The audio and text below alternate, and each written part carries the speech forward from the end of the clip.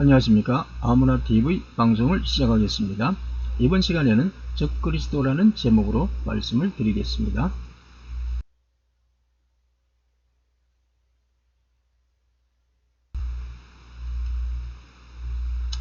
첫 번째로 적그리스도는 누구인가? 조영기 목사님의 강해를 소개해 드리겠습니다.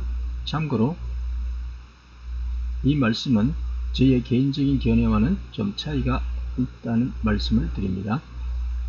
유럽이 통합되고 유럽 연방국가가 등장하면 그 연방국가의 통치자, 즉 지도자가 장차 성경에서 말씀하는 적그리스도가 될 것이라는 주장입니다.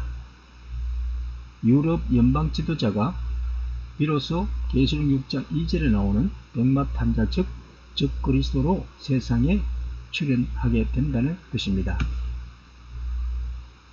그리고 적그리스도가 등장하면 비로소 7년 대환란이 시작될 것이라는 주장입니다. 적그리스도가 등장하면 7년 대환란 가운데 전 3년 반이 시작될 것이라는 말씀입니다.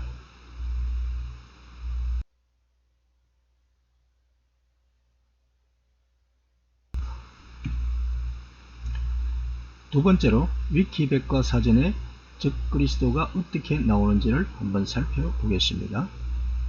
첫 번째로 적그리스도의 정의는 예수 그리스도를 적대시하는 대상을 가리키고 있습니다.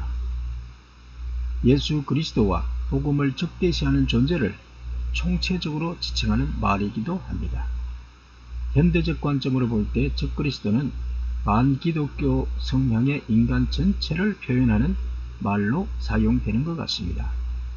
다른 기독교 종파나 이교도 기타 세력을 지칭하기도 하고 극우 성향 개신교 교파가 진보 성향 개신교 교파를 지칭할 때 사용되기도 합니다.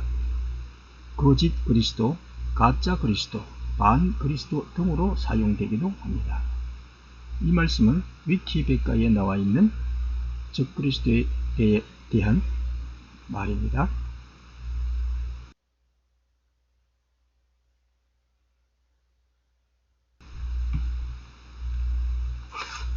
세 번째로 성경에 등장하는 적그리스도의 용어를 살펴보겠습니다. 요한일서 2장 18절로 22절 말씀에 보면 적그리스도에 대한 단어가 나옵니다. 먼저 요한일서 2장 18절에 보면 지금도 많은 적그리스도가 있나니 라고 말씀합니다. 사도 요한이 활동하던 1세기 당시에 이미 많은 적그리스도가 등장했다고 말씀하고 있습니다. 그리고 요한일서 2장 22절에 보면 예수님께서 그리스도이심을 부인하는 자가 아니면 누가 거짓말하는 자냐, 아버지와 아들을 부인하는 자는 적그리스도니라 이렇게 말씀하고 있습니다. 그리고 요한일서 4장 3절 말씀에 보면 예수 그리스도께서 육체 안에 오신 것을 시인하지 아니하는 영마다 하나님께 속하지 아니하였나니 이것이 적그리스도의 그 영이니라 라고 말씀합니다. 적그리스도의 영을 말씀하고 있습니다.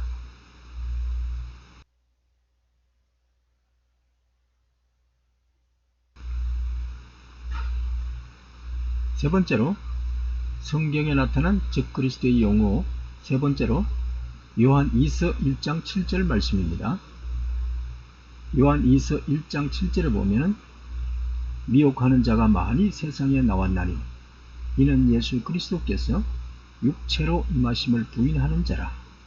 이것이 미혹하는 자요 적그리스도니 라고 말씀합니다.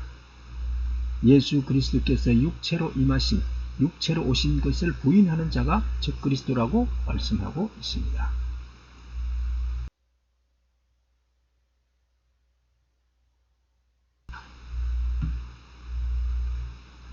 결론적으로 성경에 나타난 적그리스도를 요약해보면 적그리스도는 한 개인이 아니라는 말씀을 하고 있습니다. 많은 사람, 다수라고 말씀하는 것입니다. 그리고 예수 그리스도의 성육신, 예수님께서 사람의 몸을 입고 이 땅에 오신 하나님이라는 사실을 부정하는 사람들이 바로 적그리스도라는 것입니다. 그리고 아버지와 아들을 부인하는 자들이 바로 적그리스도다. 그렇게 성경에서는 증거해 주고 있습니다. 두 번째로 적그리스도가 왜 문제인가 라는 것입니다. 적그리스도는 도대체 무엇이 문제인가 하는 문제인 것입니다. 왜 특별히 믿는 그리스도인들은 이 적그리스도를 상당히 경계하고 있을까요? 많이 경계하는 듯 합니다. 단순히 그리스도를 적대시하는 사람들은 문제가 안 됩니다. 단순히 아버지와 아들을 부인하는 자들이 왜 문제가 되겠습니까? 적대시하고 부인하는 그 이상의 무엇이 있기 때문에 문제가 된다는 것이죠. 세상에서 결코 허용해서는 안 되는 그 무엇이 도대체 무엇일까요? 왜 적그리스도가 문제가 될까요?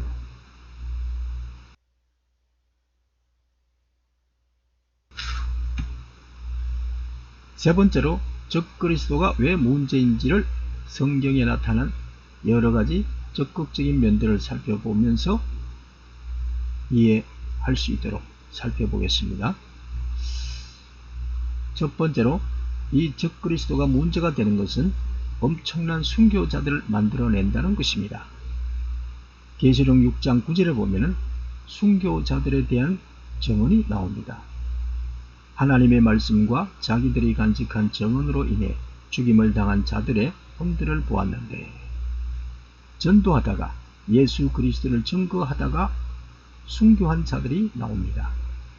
그리고 6장 10절에 보면 이 순교자들이 무엇을 하는지를 알 수가 있습니다.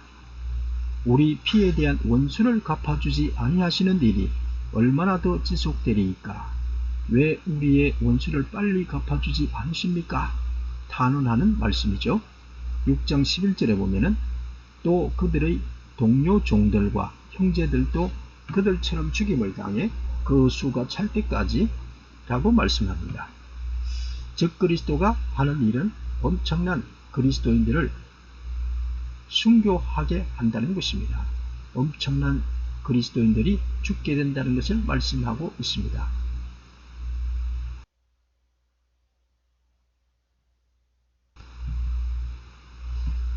그리고 두 번째로 적그리스도가 왜 문제가 되는가 하는 점에 있어서 계시록 11장 7절에 보면은 두 증인이 나옵니다.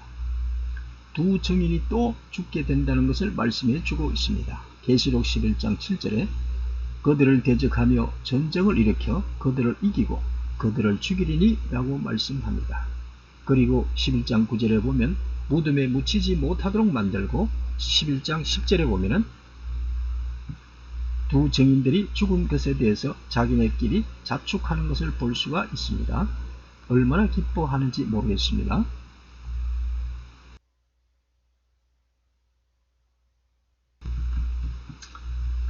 세 번째로 이 적그리스도들은 성도와 전쟁을 한다고 말씀하고 있습니다.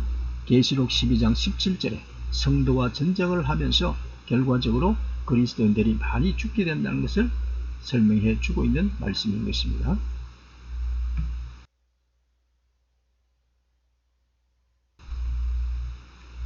네 번째로 계시록 13장 15절에 보면은 인구 몰살 정책을 추진하는 것을 볼 수가 있습니다. 계시록 13장 15절에 보면은 뭐라고 말씀합니까? 또 짐승의 우상에게 경배하지 아니하는 자는 몇이든지 다 죽이게 하더라. 우상 숭배를 강요한다는 것입니다.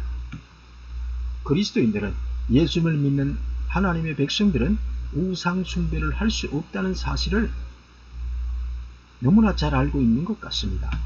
그렇게 해서 우상 숭배하도록 만들고 우상 숭배를 하지 않는 사람들에게 대해서는 무자비하게 죽이는 이 사태가 벌어질 수 있다는 것을 성경에서는 말씀해 주고 있습니다.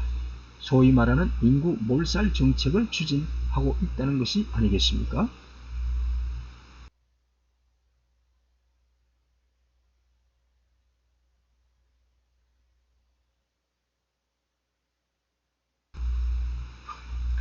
다섯 번째로 땅을 망하게 하는 존재라고 말씀하고 있습니다. 계시록 11장 18절에 보면은 땅을 망하게 하는 자들, 주의 이름을 경외하는 자들에게 상 주시며 또 땅을 망하게 하는 자들이 존재한다는 것입니다. 그런 존재들이 바로 적그리스도가 되는 것입니다.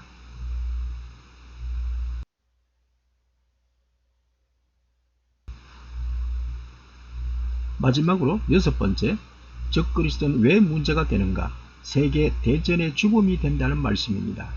하나님을 대적하고 세계 전쟁을 벌여서 엄청난 문제를 야기시키고 온 세상의 평화를 깨뜨리고 많은 사람들을 죽게 만든다는 것입니다. 계시록 16장 14절에 말씀합니다. 하나님 곧 전능자의 저 큰 날에 있을 전쟁을 위하여 그들을 모으더라. 적그리스도들이 하는 전쟁을 준비하는 전쟁놀이를 우리가 볼 수가 있습니다. 계시록 16장 16절에 그가 히브리 말로 아마겟돈이라 하는 곳으로 그들을 함께 모으더라 라고 말씀합니다. 계시록 17장 14절에도 말씀하고 있습니다.